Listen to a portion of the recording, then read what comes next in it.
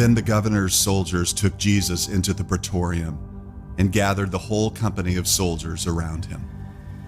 They stripped him and put a scarlet robe on him, and then twisted together a crown of thorns and set it on his head. Then they led him away to crucify him. They came to a place called Golgotha, which means the place of the skull. There they offered Jesus wine to drink, mixed with gall, but after tasting it, he refused to drink it.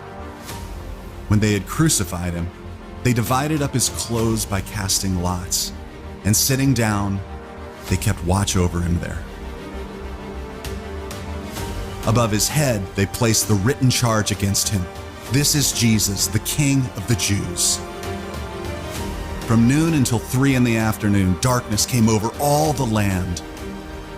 About 3 in the afternoon, Jesus cried out in a loud voice, my God, why have you forsaken me?" Immediately, one of them ran and got a sponge. He filled it with wine vinegar, put it on a staff, and offered it to Jesus to drink. And Jesus cried out again in a loud voice, "Father, into your hands I commit my spirit." When he had said this, he breathed his last.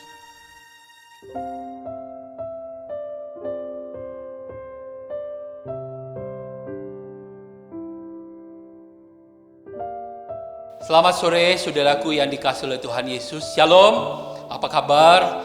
Kita bersyukur dan berterima kasih kepada Tuhan karena pertolongan anugerah Tuhan yang Tuhan sudah berikan kepada kita, di mana kita masih diberikan kesempatan untuk bersama-sama beribadah.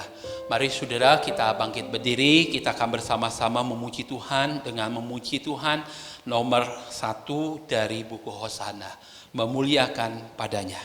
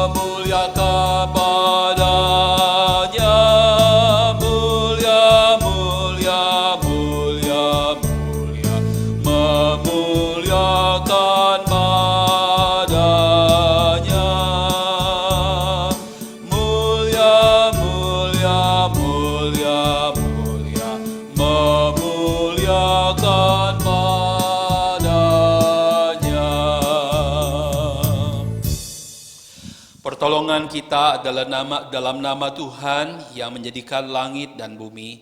Kasih karunia menyertai kamu dan damai sejahtera dari Allah Bapa kita dan dari Tuhan Yesus Kristus menyertai kita sekalian. Mari saudara, kita masuk di dalam doa. Kami bersyukur dan terima kasih ya Tuhan, kalau hari ini kami boleh diberikan kesempatan untuk bersama-sama beribadah kepada Tuhan. Ini bukan kekuatan kami, ini bukan karena kehebatan kami, tapi karena anugerah yang Tuhan sudah beri kepada kami, sehingga kami boleh bersama-sama beribadah kepada Engkau di rumah kami masing-masing. Tuhan, di dalam merayakan ibadah Jumat Agung, di mana Engkau telah mati bagi penebusan dosa kami.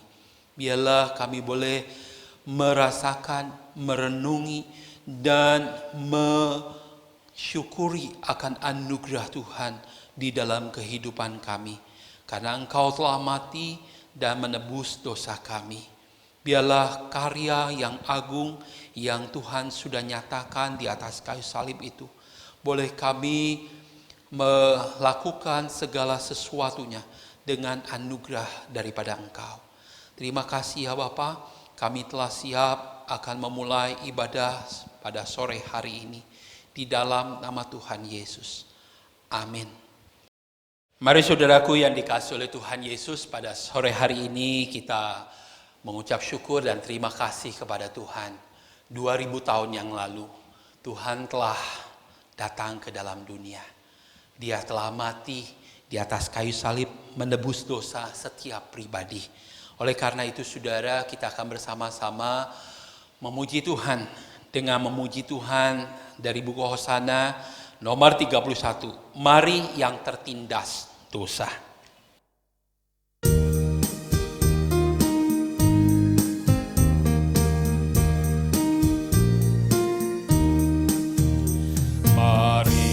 Yang tertindas dosa, Tuhan beranugerah. Sungguh ya beri perhentian, percayalah sekarang. Hanya percaya padanya, percaya sekarang.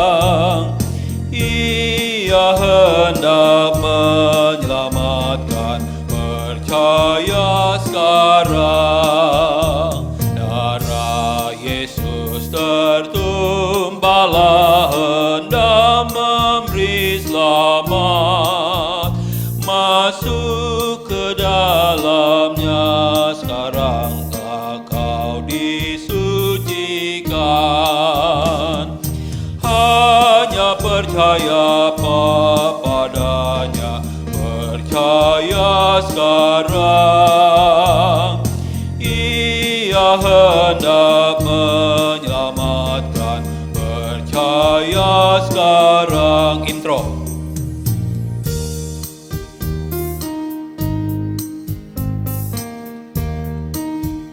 Ayat yang ketiga. Mari datang dan ikutlah menuju ke surga, diam di negeri kekekalan dan engkau girang. Hanya percaya padanya, percaya sekarang. Ia hendak menyelamatkan, percaya sekarang. Saudaraku yang dikasihi oleh Tuhan Yesus, sebagai rasa ungkapan syukur Tuhan telah memimpin, menolong dan memberkati kita. Kita mau memberi persembahan sebagai dasar kita untuk memberi kepada Tuhan di dalam kehidupan kita, karena Tuhan sudah memberkati hidup kita. Mari saudara, kita memberikan persembahan dengan segenap hati, dengan kekuatan dan berkat daripada Tuhan, dengan diiringi pujian nomor 72, berserah kepada Yesus.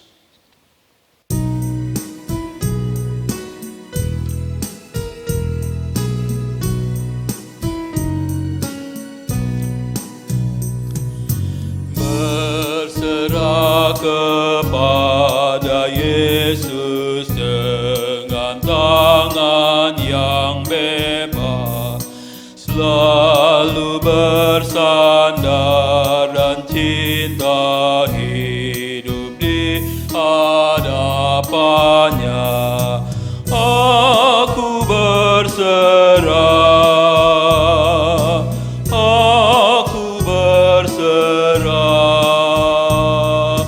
pada Engkau Juru Selamat. Aku berserah. Ayat 2. Berserah kepada Yesus, aku jadi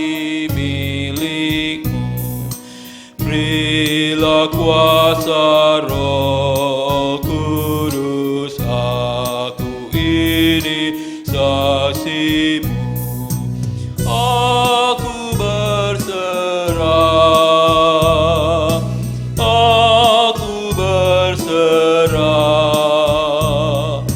pada Engkau Juru Selamat. Aku berserah. Intro, dan saya persilakan jemaat untuk bersama-sama bangkit berdiri. Kita akan menyanyikan ayat yang ketiga. Setelah itu kita masuk di dalam doa.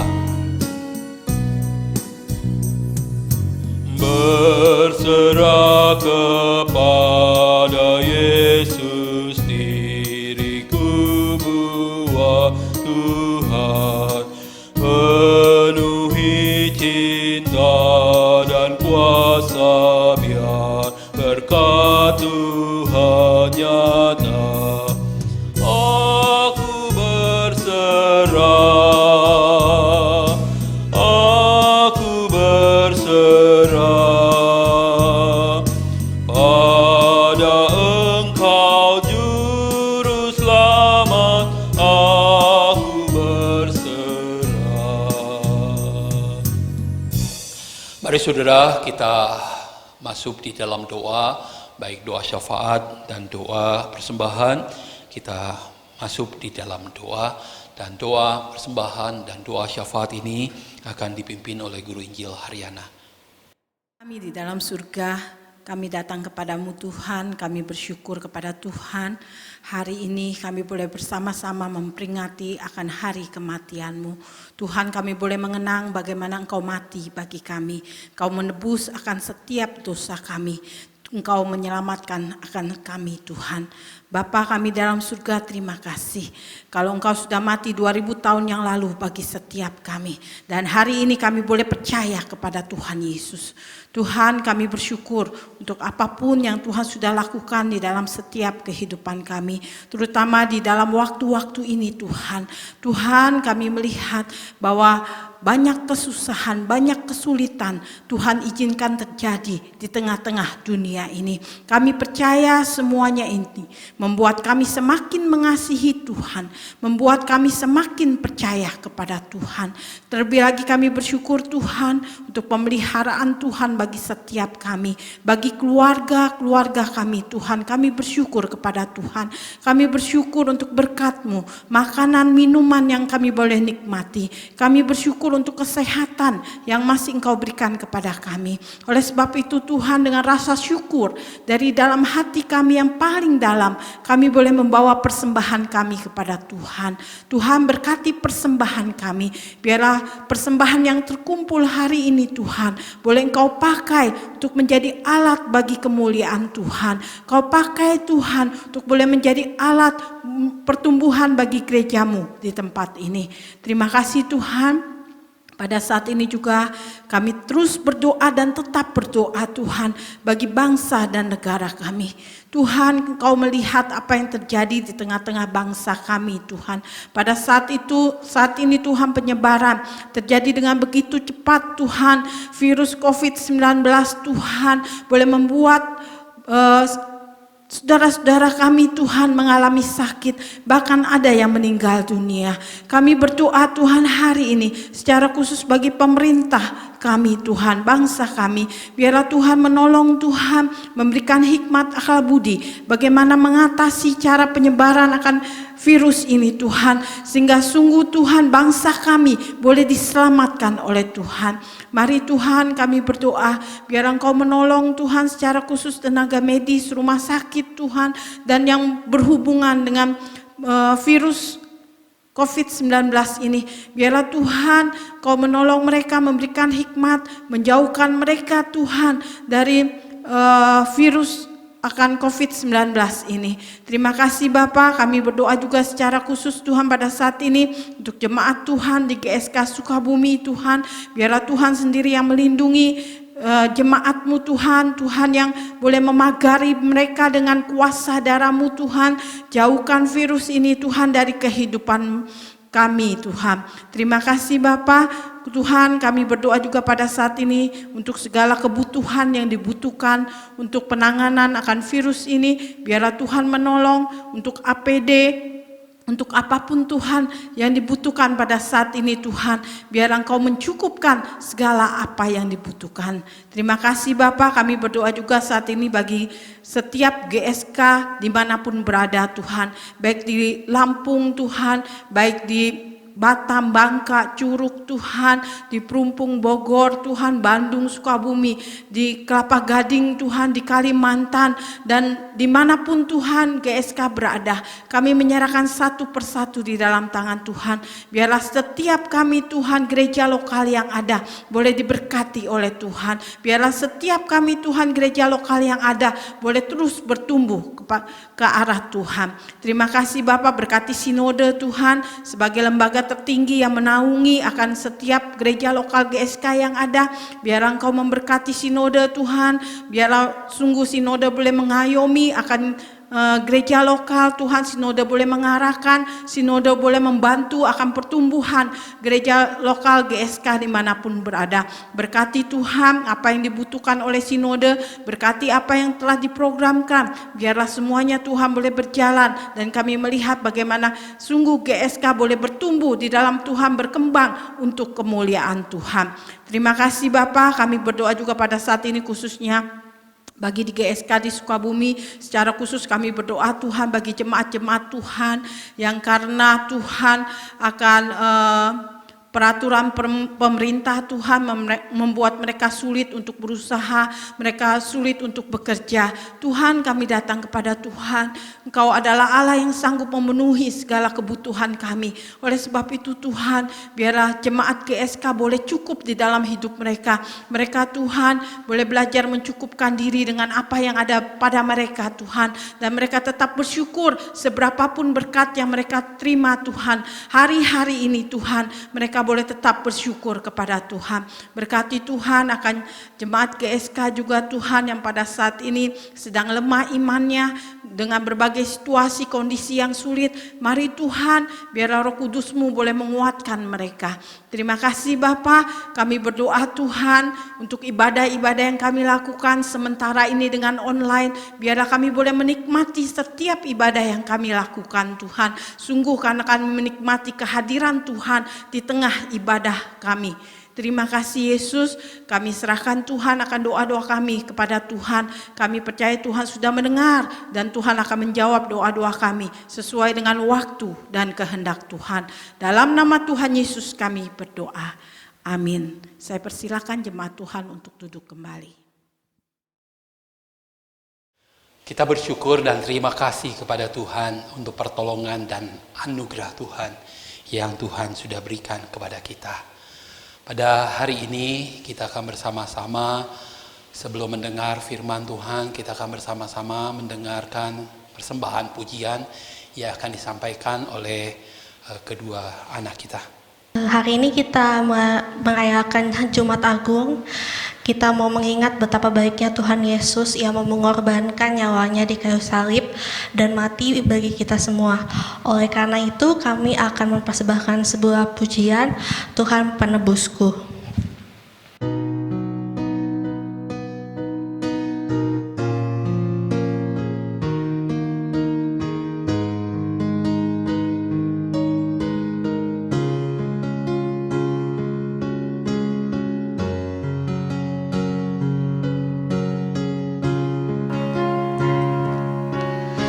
Besar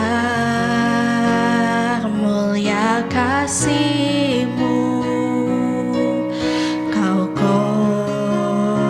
korbankan hidup-Mu,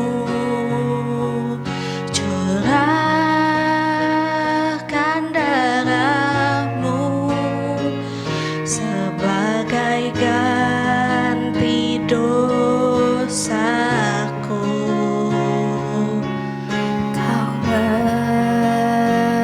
Berikan harapan di dalam kesesakan.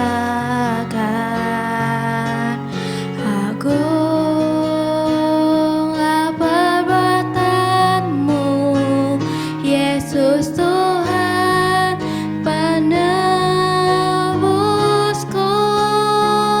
Karena kasih-Mu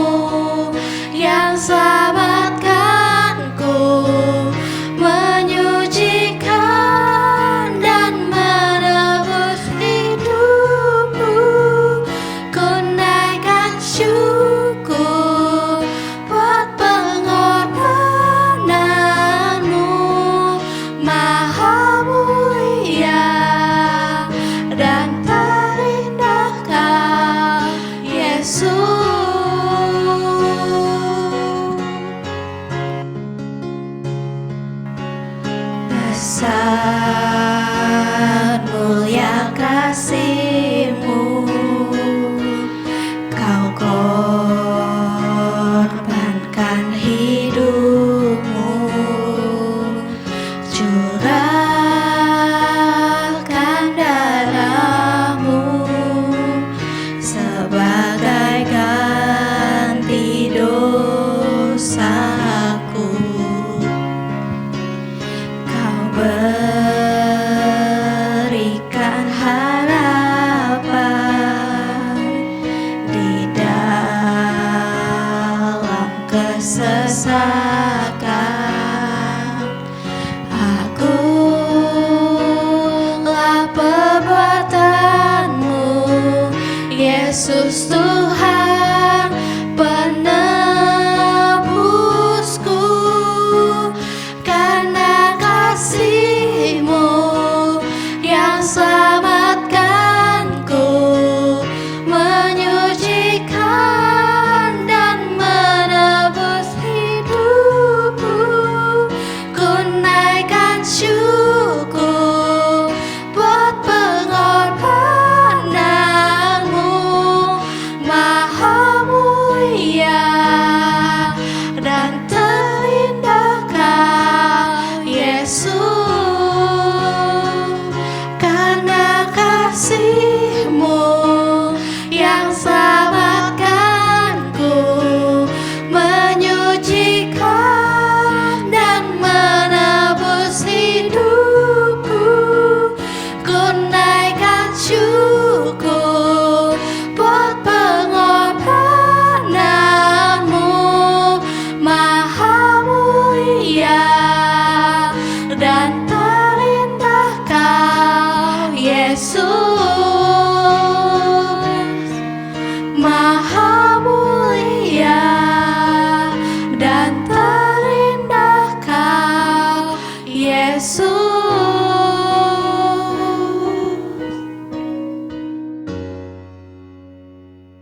Saudaraku yang dikasihi oleh Tuhan Yesus, pada hari ini kita akan bersama-sama mendengarkan firman Tuhan yang akan disampaikan oleh Guru Injil Haryana.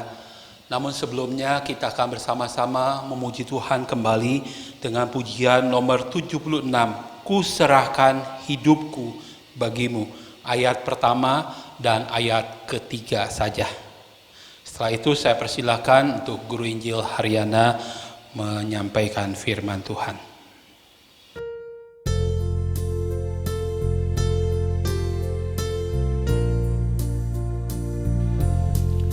Ku serahkan diri, darahku tercurah hingga Kau tertebus, dapat hidup pula. Bagi Kamu ku beri hidup, apa Kau beri padaku. Bagi Kamu ku beri hidup, apa Kau beri padaku. Ayat yang ketiga. Ku bawa padamu, turun dari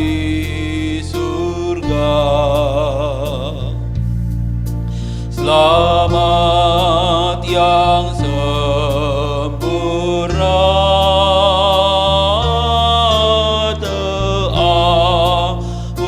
ampunan dosa. Ku bawa berkat bagimu, apa Kau beri padaku.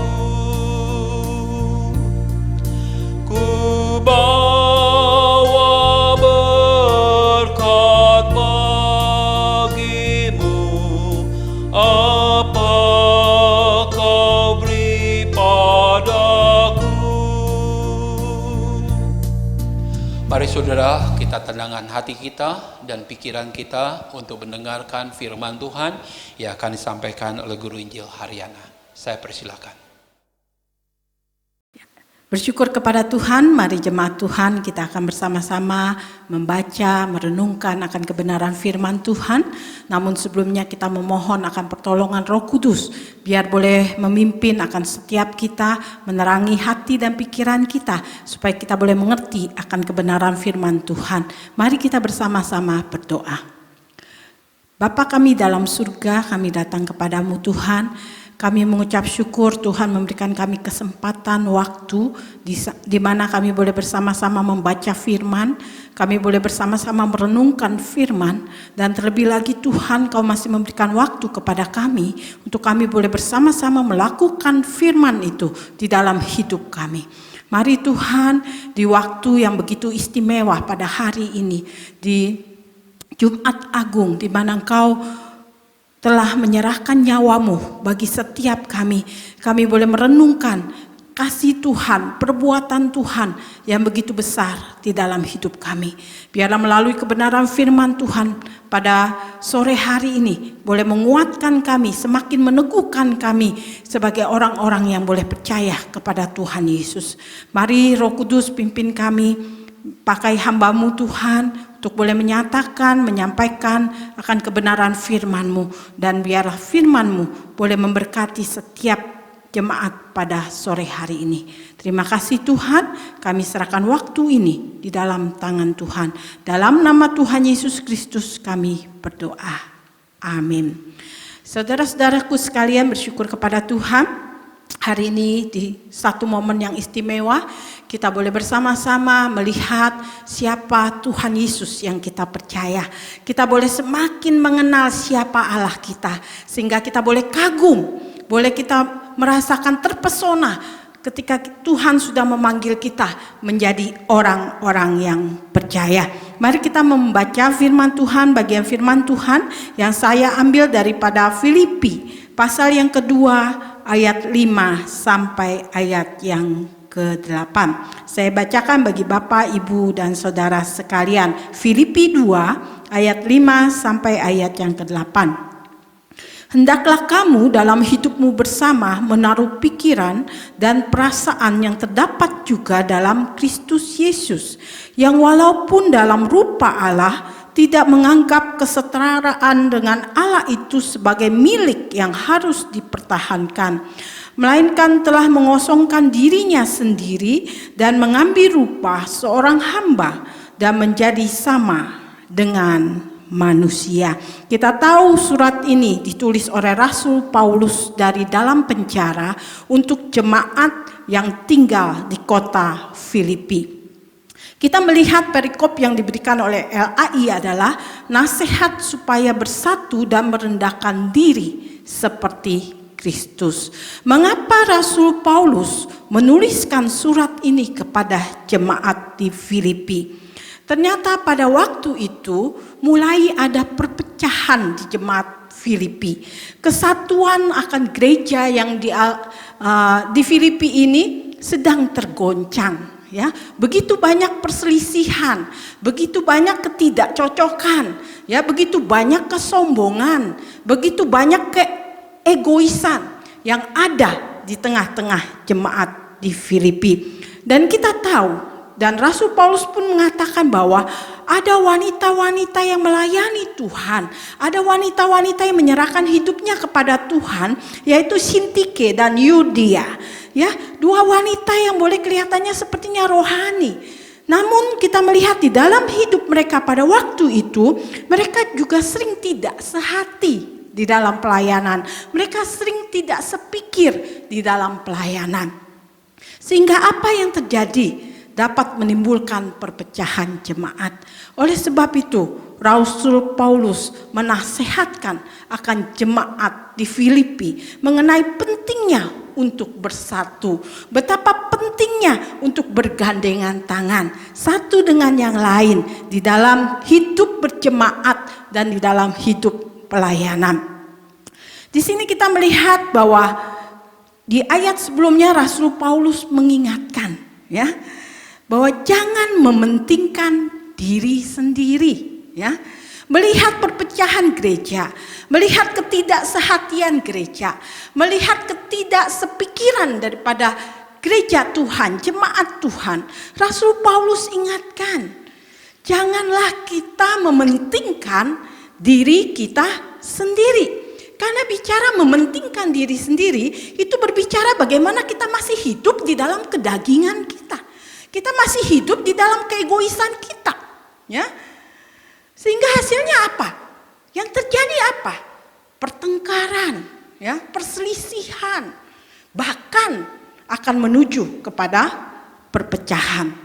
Bapak, Ibu, Saudara sekalian, manusia pada naturnya itu adalah orang yang egois, betul nggak, Saudara? Ya, kita egois. Contohnya apa? Coba kalau misalnya sebuah gereja mengadakan retret gitu ya, kita sama-sama pergi retret, banyak jemaat ikut retret, ya. Lalu ada yang namanya dokumentasi, bukan? Ya, ada foto-foto. Nah, ketika foto-foto itu ditampilkan, dipajang, yang kita cari itu foto siapa? Ada kita cari, mana ya foto pendeta aku, ya? Atau mana ya foto teman aku, ya? Biasanya ketika kita melihat foto-foto itu yang kita cari siapa? Ada nggak ya aku, ya? Di mana nih aku, gitu ya? Di foto-foto yang sudah terpasang.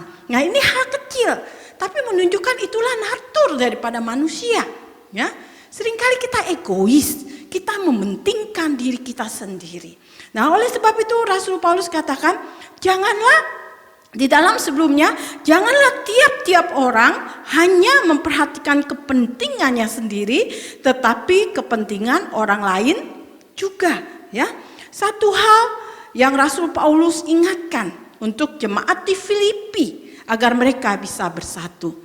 Bapak, Ibu, Saudara sekalian, manusia secara natur kita egois, ya. Kita mementingkan diri kita sendiri. Bagaimana caranya, ya, supaya kita tidak selalu mementingkan diri kita sendiri, tetapi terlebih lagi kita memperhatikan akan kepentingan orang lain. Bagaimana caranya? Kita melihat Rasul Paulus memberikan satu contoh kepada kita yang tidak kita perlu ragukan lagi, yang tidak perlu kita sanksikan, yaitu teladan yang diberikan oleh Tuhan Yesus. Untuk kita tidak mementingkan diri kita sendiri, untuk kita tidak egois.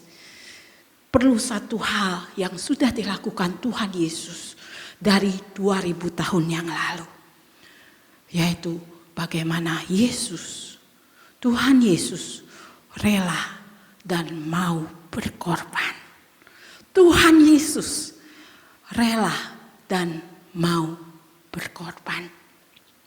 Bapak, Ibu sekalian, jika kita melihat keadaan kita sekarang, di dalam bangsa kita menghadapi akan penyebaran virus COVID-19. Saya merenung beberapa hari ini, sungguhkah saya menjadi orang yang tidak mementingkan diri saya sendiri? Sudahkah saya menjadi orang yang tidak egois?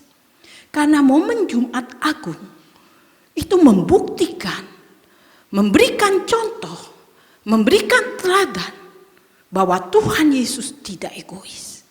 Tuhan Yesus tidak mementingkan diri kita sendiri. Oleh sebab itu saya merenung beberapa hari ini. Sudahkah saya mengikuti teladan Tuhan saya yang sudah mati bagi saya? Oleh sebab itu saya ingin mengajak jemaat untuk kita bersama-sama merenung bagaimana dengan hidup kita. Apakah kita sudah menjalani seperti teladan yang Tuhan berikan kepada kita? Saya melihat begitu banyak orang yang mencoba mencari keuntungan di saat-saat, ya, penyebaran akan virus COVID-19. Begitu, bagi saya begitu menyedihkan, gitu ya. Di saat-saat seperti ini, ya, harusnya kita tidak mementingkan diri kita sendiri. Tapi saya melihat begitu banyak orang yang justru mencari keuntungan. Ya, saya tidak sebutkan. Bapak Ibu bisa melihat dan pasti Bapak Ibu bisa merasakan. Oleh sebab itu hari ini saya mengajak jemaat Tuhan.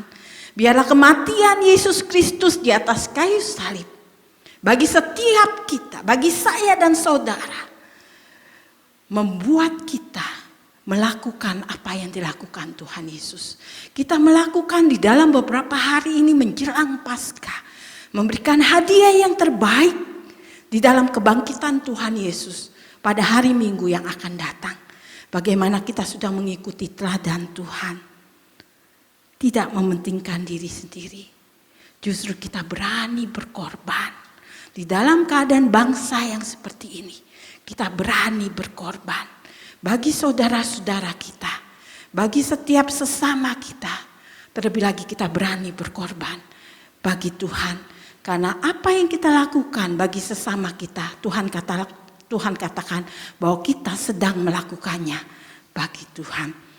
Mari Bapak Ibu sekalian, kita boleh menenungkan bagaimana hari ini kita boleh merenung satu tema, salib, pengorbanan terbesar Allah untuk manusia.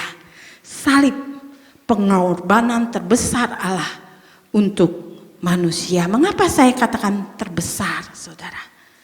Karena di dalam diri Tuhan Yesus, apa yang dimiliki oleh Tuhan Yesus, apa yang dipunyai oleh Tuhan Yesus, tidak ada lagi sesuatu yang bisa dia korbankan. Semuanya dia sudah korbankan bagi kita manusia yang berdosa. Bapak, Ibu, Saudara sekalian, mungkin kita berkorban. Kita sering berkorban, kita sudah melakukan pengorbanan. Tapi sudahkah pengorbanan yang kita lakukan itu adalah pengorbanan yang terbesar, yang seperti Tuhan Yesus sudah lakukan. Dia berikan segala-galanya bagi kita. Apakah pengorbanan kita memang sudah tidak ada lagi yang kita punyai?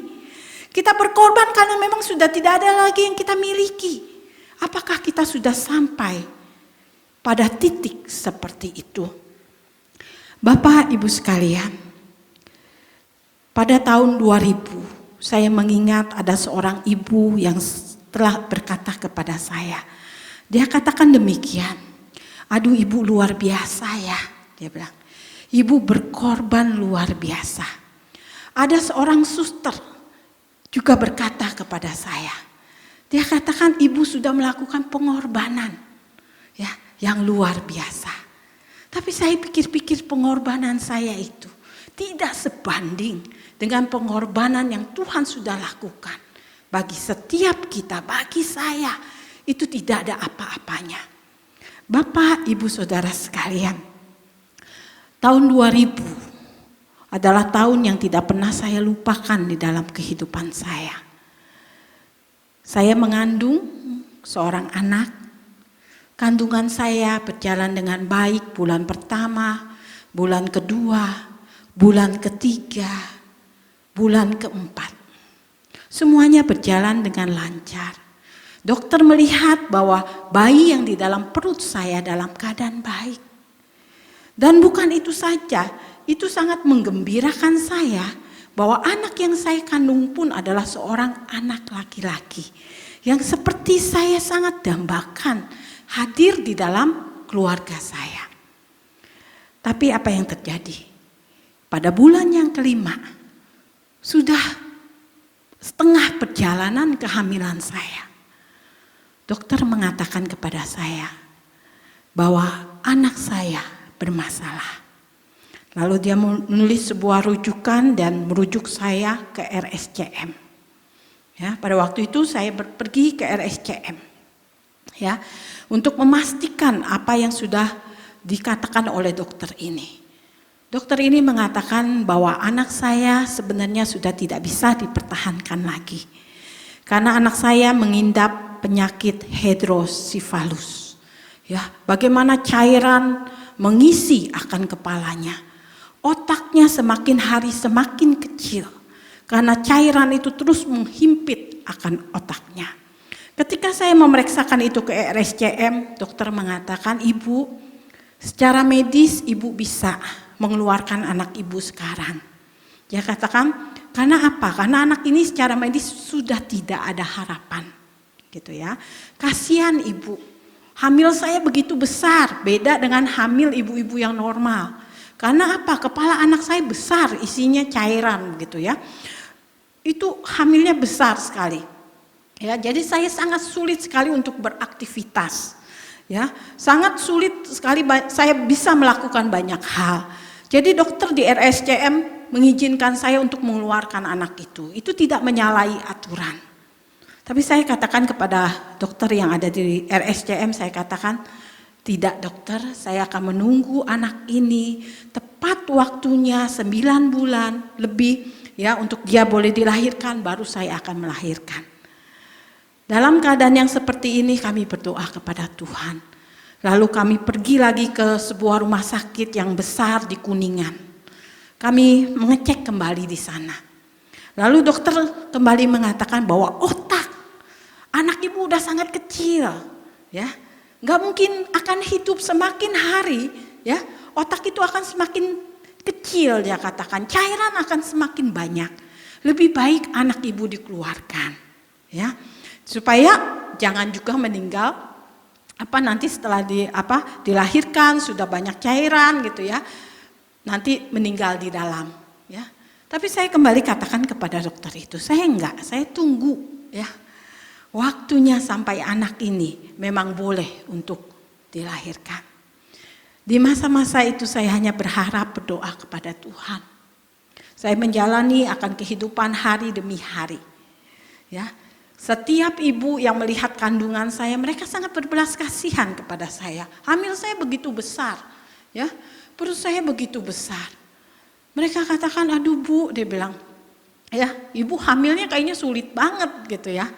Saya katakan enggak, saya bilang, saya tetap mengasihani anak ini. Saya percaya kalau Tuhan berikan anak ini kepada saya, maka dia akan lahir dengan sehat.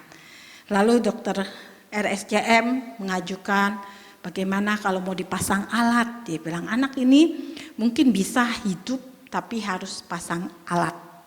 Dan alatnya itu sangat mahal harganya. Kembali saya katakan kepada dokter, dok, saya percaya Tuhan yang memberikan anak ini kepada saya. Kalau Tuhan memberikan anak ini, saya percaya Tuhan akan memberikan anak yang sempurna. Beberapa kali saya periksa, akhirnya ada seorang suster mengatakan kepada saya, ibu luar biasa, ibu gak mengeluarkan anak ini. Padahal udah menyusahkan ibu, membuat ibu gak bebas. Ya, ibu berkorban bagi anak ini. Menunggu waktu 4 bulan, bukan menunggu hanya beberapa hari. Menunggu waktu 4 bulan, saya melewati akan hari-hari itu. Bapak ibu saudara sekalian, ini hanyalah seorang pengorbanan seorang ibu. Tapi saya ingin katakan itu pengorbanan saya untuk anak saya itu belum ada apa-apanya. Sampai anak saya dipanggil kembali oleh Tuhan. Dalam waktu 5 jam saya melepas anak saya. Saya mencium anak saya melihat wajahnya yang terakhir sebelum dia dikuburkan. Dan saya bersyukur saya sudah melakukan yang terbaik bagi anak saya. Saya ingin katakan pengorbanan Tuhan jauh lebih daripada itu. Dia mengorbankan begitu banyak bagi kita. Sampai dia tidak memiliki apa-apa lagi untuk dia bisa korbankan bagi hidup kita manusia yang berdosa. Kita akan melihat bahwa pengorbanan Tuhan dikatakan bahwa dia tidak menganggap kesetaraan dengan Allah. Ya, Tuhan Yesus tidak menganggap kesetaraan dengan Allah. Tuhan Yesus mengosongkan dirinya. Dia adalah mempunyai kodrat ilahi. Dia adalah anak Allah. Tetapi ia mengesampingkan akan kemegahannya. Dia melepaskan diri daripada kehormatannya. Bahkan dia meninggalkan akan kemuliaannya. Yaitu surga untuk menyerahkan dirinya untuk datang kepada kita manusia yang berdosa. Saudara, untuk Yesus mengosongkan dirinya itu satu pengorbanan yang tidak bisa dinilai dengan apapun juga. kemuliaan, kehormatan, kemegahan, kemewahan di surga. Dia tinggalkan semuanya itu. Dia tinggalkan segala hak istimewa yang dia miliki sebagai anak Allah. Untuk apa? Untuk saya dan saudara. Saudara, kita secara manusia untuk melepaskan hak kita aja susah sekali, betul nggak? Kita selalu menuntut hak, betul nggak? Namun sering melupakan kewajiban.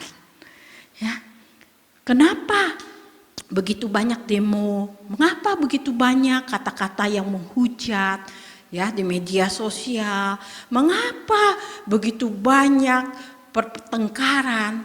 Karena apa? Sebagian besar karena kita menuntut hak kita, ya, menuntut hak kita untuk dihormati, menuntut hak kita untuk dilakukan. Tapi Tuhan tidak demikian. Dia tidak mementingkan diri dia sendiri. Dia berkorban, menyerahkan semuanya. Selanjutnya dikatakan bahwa Tuhan mengambil rupa, Tuhan Yesus mengambil rupa seorang hamba. Dia bukan hanya datang sebagai manusia, tetapi dengan jelas sekali firman Tuhan katakan apa? Dia mengambil rupa seperti seorang hamba. Hamba itu manusia yang hina, manusia yang rendah, ya, manusia yang miskin. Ya. Yesus datang bukan hanya sebagai manusia, tetapi dia datang sebagai hamba. Oleh sebab itu Tuhan Yesus katakan apa? Aku datang untuk melayani dan bukan untuk dilayani. Saudara, inilah satu teladan Tuhan yang sangat-sangat luar biasa. Dia memiliki kodrat ilahi, dialah Allah, dia adalah anak Allah. Tapi dia datang untuk melayani dan bukan untuk dilayani. Karena dia adalah seorang hamba. Bapak, Ibu, Saudara sekalian. Oleh sebab itu Alkitab mencatat bahwa ketika orang memandang Tuhan Yesus, dikatakan bahwa dia adalah seorang yang penuh dengan kesengsaraan dan yang biasa menderita kesakitan. Siapa Tuhan Yesus? Dia adalah Allah. Tetapi dia bersedia, dia rela, dia mau untuk menanggung setiap kesengsaraan kita. Dia rela untuk menanggung kesakitan kita. Dia rela untuk menanggung penderitaan kita. Dia rela untuk menanggung dosa-dosa kita. Saudara, bukan satu hal yang mudah, saudara. Tapi Tuhan Yesus sudah lakukan itu di dalam hidupnya. Dia mau berkorban bagi manusia yang sebenarnya tidak layak untuk menerimanya. Bagi setiap kita yang berdosa, terus melakukan dosa di dalam kehidupan kita. Tapi Tuhan Yesus lakukan itu kepada kita. Karena firman Tuhan katakan, Dia telah menyelamatkan kita, melakukan akan proses penyelamatan bagi setiap kita ketika kita masih berdosa. Saudara, mungkin kita bisa berkorban bagi orang baik. Kita bisa berkorban bagi orang benar. Kita bisa melakukan banyak hal bagi keluarga kita, bagi adik kakak, suami, istri kita. Tetapi Tuhan tantang kita hari ini. Maukah kita melakukan banyak hal yang baik, banyak hal yang benar. Itu justru kepada orang yang tidak menyukakan hati kita. Orang yang menyakiti hati kita. Maukah kita berkorban, mengorbankan diri kita bagi mereka. Pengorbanan Tuhan yang terakhir, melalui ayat yang kita sudah baca tadi, dikatakan bahwa Tuhan Yesus taat sampai mati di atas kayu salib. Inilah pengorbanan yang terbesar. Bapak Ibu sekalian, sebuah kematian di atas kayu salib adalah satu kematian yang terkutuk. menurut hukum Taurat. Kematian yang terus dialami, mengalami rasa sakit yang perih, ya, tubuh yang begitu luar biasa mengeluarkan darah, dipaku sampai menembus bagian-bagian saraf, dan seluruh badannya tergantung di atas kayu salib. Ini adalah satu pengorbanan yang sangat-sangat luar biasa yang dilakukan Tuhan Yesus bagi kita. Kematian di atas kayu salib harusnya menjadi kematian seorang penjahat yang melakukan kejahatan yang begitu rupa. Kematian di atas kayu salib juga harusnya menjadi kematian seorang budak. Bukan kematian yang harus dialami oleh Tuhan Yesus. Tetapi kita melihat kematiannya dipertontonkan di depan umum. Tuhan Yesus begitu direndahkan sedemikian rupa. Padahal Tuhan Yesus adalah mulia. Bapak, Ibu sekalian, Tuhan Yesus lakukan semuanya ini karena Dia mau berkorban bagi kita. Tuhan Yesus mau berkorban bagi kita. Dia menanggung segala sesuatu yang sedemikian rupa berat, sedemikian susah, sedemikian rupa menyakitkan. Dia lakukan bagi kita. Karena Dia mau berkorban bagi kita. Mari kita saksikan sebuah klip pendek berikut ini. Bagaimana Tuhan Yesus berkorban bagi kita.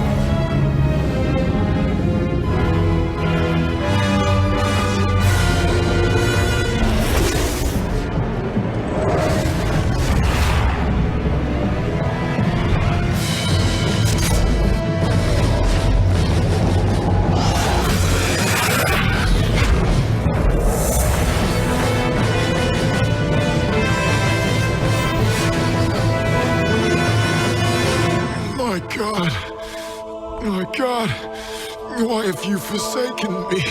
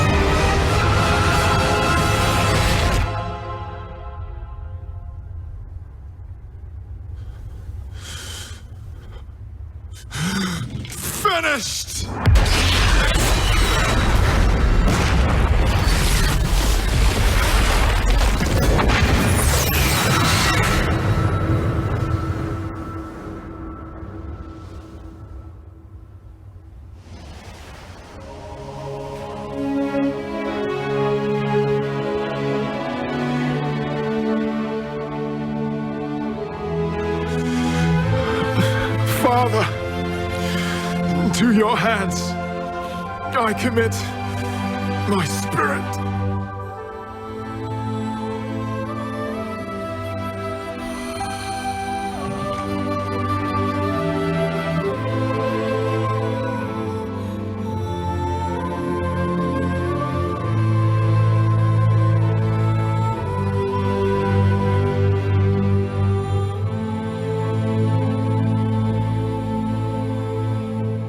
Bapak, Ibu, Saudara sekalian, salib menunjukkan pengorbanan Allah terbesar bagi saya dan bagi Bapak Ibu sekalian.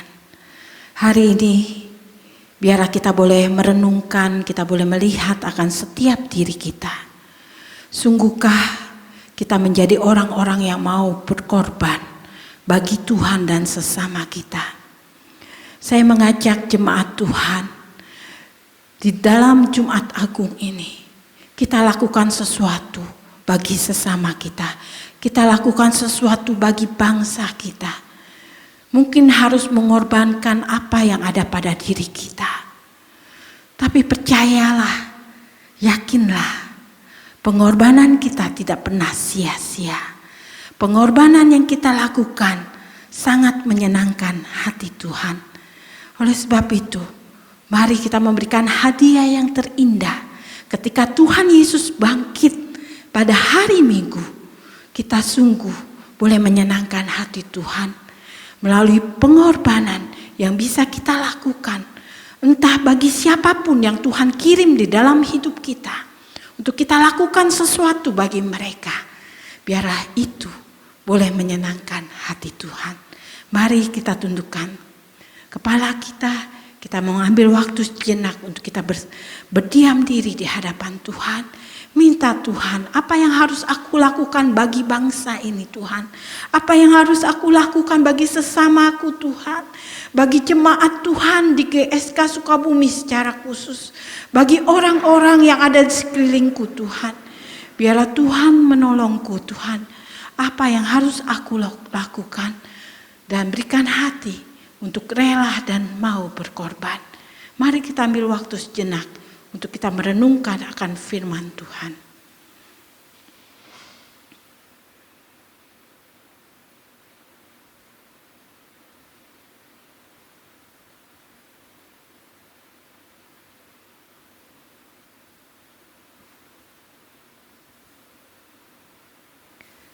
Bapa, kami percaya Engkau izinkan kami untuk memperingati Jumat Agung di dalam keadaan bangsa Indonesia yang mengalami krisis Tuhan.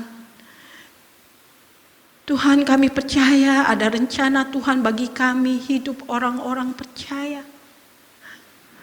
Apa yang harus kami lakukan melihat sekeliling kami, melihat bangsa kami Tuhan. Tuhan, apa yang bisa kami lakukan Tuhan? Banyak hal bisa kami lakukan di dalam hidup kami Tuhan. Mungkin kami harus mengorbankan banyak waktu kami untuk kami berdoa kepada Tuhan. Kami banyak bisa mengorbankan harta kami untuk kami boleh persembahkan bagi orang yang membutuhkan. Kami bisa Tuhan melakukan untuk boleh menjadi relawan Tuhan yang sangat dibutuhkan. Banyak hal Tuhan kami bisa lakukan dalam hidup kami. Biarlah Tuhan berbicara kepada kami. Tuhan tolong kami Tuhan. Di dalam keadaan ini Tuhan, saat kami memperingati akan Jumat Agung. Biarlah sungguh-sungguh Tuhan, kami boleh melakukan apa yang Tuhan Yesus sudah lakukan bagi setiap kami Tuhan. Tolong kami Tuhan, karena kami masih hidup di dalam kedagingan, kami masih hidup di dalam keegoisan. Tapi biarlah firman Tuhan hari ini boleh menolong setiap kami untuk hidup kami melakukan kebenaran firman Tuhan. Hidup kami boleh memuliakan Tuhan. Terima kasih Bapa, mari Engkau pakai kami Tuhan. Hidup yang masih Engkau berikan bagi kami, untuk kami boleh melakukan akan kebenaran firman. Terima kasih Tuhan, Dalam nama Tuhan Yesus kami berdoa. Amin. Saudaraku yang dikasihi oleh Tuhan Yesus, kita sudah diberkati oleh kebenaran firman Tuhan.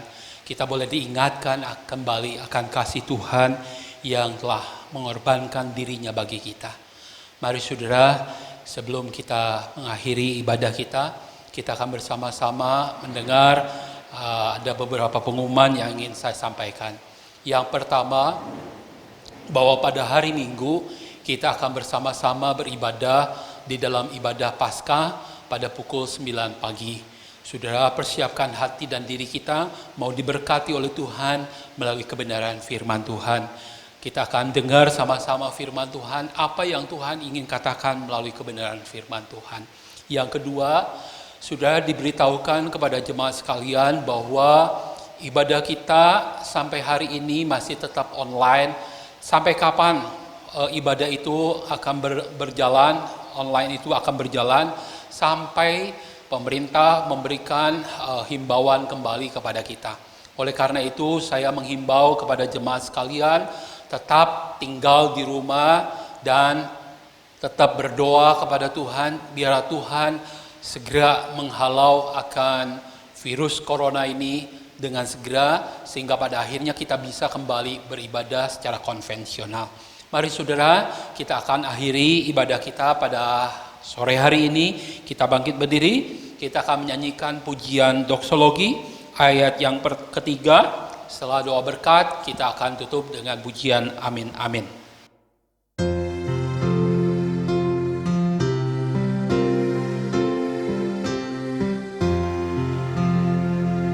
Bagi Bapa, Anak dan Roh, puji, hormat dan mulia,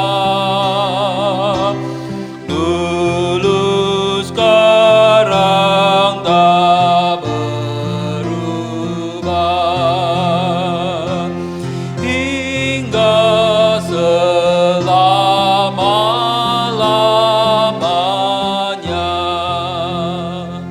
Mari saudara, kita masuk di dalam doa. Bapa kami yang ada dalam surga, Bapa kami yang baik, yang mengasihi setiap pribadi lepas pribadi, kami bersyukur dan terima kasih ya Tuhan, karena Engkau begitu mengasihi kami, karena Engkau begitu menyayangi kami, sehingga Engkau rela mati di atas kayu salib. Dan pada hari ini kami boleh memperingati akan kasih Tuhan di atas kayu salib di dalam ibadah Jumat Agung. Kiranya karya yang agung itu boleh terus kami ingat di dalam kehidupan kami. Terima kasih ya Bapa. Sebentar kami akan melanjutkan aktivitas kami. Kiranya Tuhan menolong dan memberkati kami. Saudaraku yang dikasihi oleh Tuhan Yesus, arahkanlah hatimu dan terimalah berkat daripada Tuhan. Kiranya damai sejahtera daripada Allah Bapa, kasih yang sempurna di dalam Yesus Kristus, pertolongan, penghiburan dan kekuatan di dalam Roh Kudus akan memimpin, menyertai dan memberkati saudaraku sekalian mulai hari ini, besok sampai Yesus datang yang kedua kali, bahkan untuk selama-lamanya. Maranatha, Tuhan Yesus memberkati. Amin. Amin. Amin. Amin.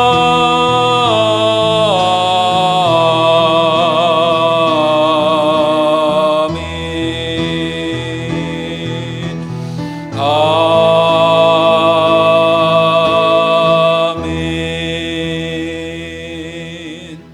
Silakan duduk. Ibadah kita selesai.